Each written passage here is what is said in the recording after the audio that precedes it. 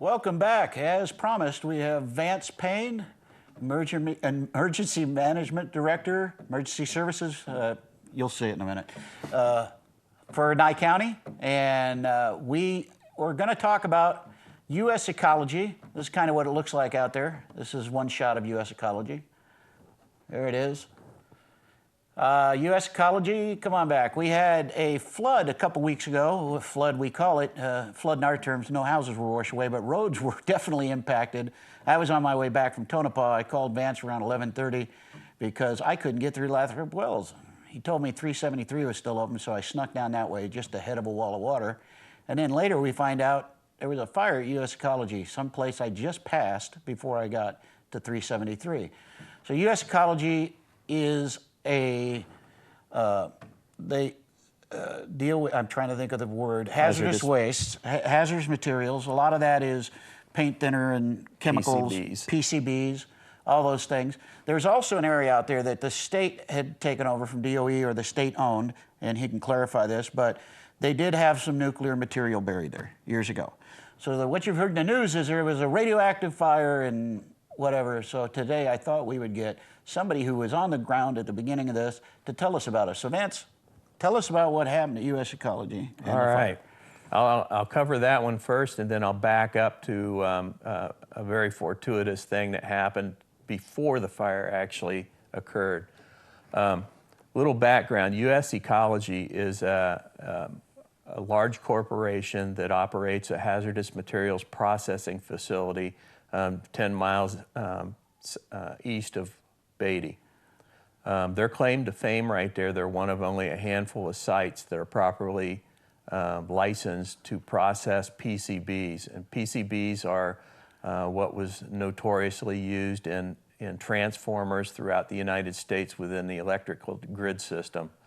They were outlawed years ago, and a little at a time the PCBs have been removed and taken out of service, and then they're properly being processed and then interned in places like U.S. Ecology. They also take in a wide range of different chemicals, and some of them are processed into another material that's more inert. Some of them are burned, so that it pretty much consumes the entire thing, and then all of this again ends up being interred into a pit they run. Backing up now to 1992, that's when U.S. Ecology went to work there. Before that, there had been a 40-acre site that had been set aside by the state of Nevada in cooperation with the Department of Energy for the burial of low-level nuclear waste. That's 40 acres worth. To the best of our knowledge, there's 21 trenches that are approximately 108 feet long and 40 feet wide. So there's quite a bit. At this point, we're not real sure how deep it is, but we do know the physical size of it. When DOE stopped the burial of low-level nuclear waste in 1992, the state of Nevada went into a contract with U.S. Ecology to operate the site that they currently have. So you essentially have two different things, the original 40-acre one and then the rest of the property that's being worked. That's pretty much the extent of U.S. Ecology's involvement in this, other than that they happen to be the neighbor and they keep an eye on it. To that end, at 2:37 exactly on Sunday the 19th, Bob Marchand, who is the general manager for U.S. Ecology out there, called me as is required by law and reported that they had a fire on the old 40-acre site where the low-level waste was. The fire, he could see a little bit of flame, but it was mostly coming from out of the ground with a little bit of smoke. So we immediately started mobilizing the personnel to open up the Emergency Coordination Center and making the proper notifications. So this is where I'm going to back up a little bit and talk a little bit about the flood. Sheriff Worley here in Nye County and I had been, unfortunately, spending a lot of time together that particular weekend. He means that in a nice way. Yeah.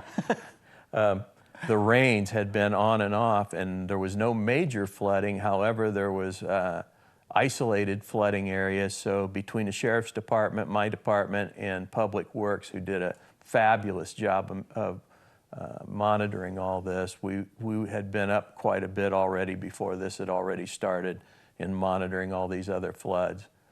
So I'd received a phone call in the early afternoon on that Sunday, the 19th, from National Weather Service, because they were getting spot hits on significant rainfalls, especially to the west of Pahrump.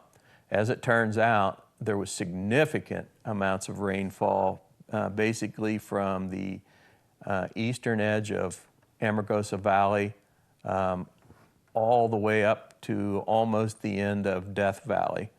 So the floods, as it turned out, just about the time that this fire was discovered, Highway 95 got closed in about 3 different places. And when it was all said and done, it completely isolated Amargosa Valley and the town of Beatty from floods to the north and the south, or physically east and west. So this fire, we found out pretty quick that because we were going to have to close the highway because of fear of low-level waste burning and predominant winds going to the north.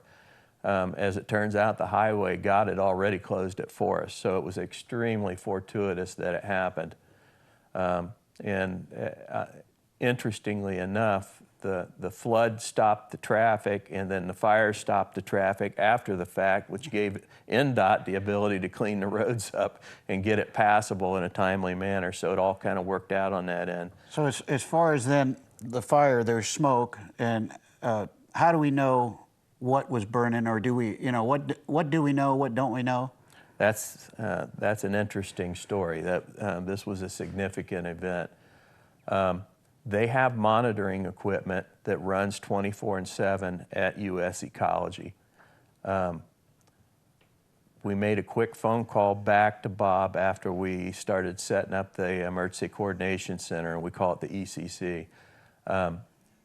And Bob, at that time, I asked him if any of his metering equipment was showing anything, and his did not. They have some pretty fancy equipment out there, so I pretty much believed that was going to be okay, but you never want to count on one source. Right. So we stood up our Emergency Coordination Center, started monitoring events, notified the state of Nevada, requested a mission number so that if we needed to request anything big outside of our purview, that we'd have the power to do that. They granted us the mission, and then we started making phone calls.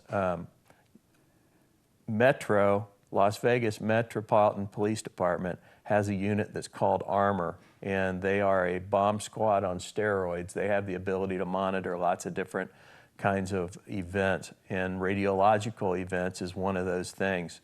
So an early request in with the State Radiation Authority, driven by the state ECC, we were able to put a request in. You don't mobilize this stuff very quick, plus we had the flooding issues to deal with.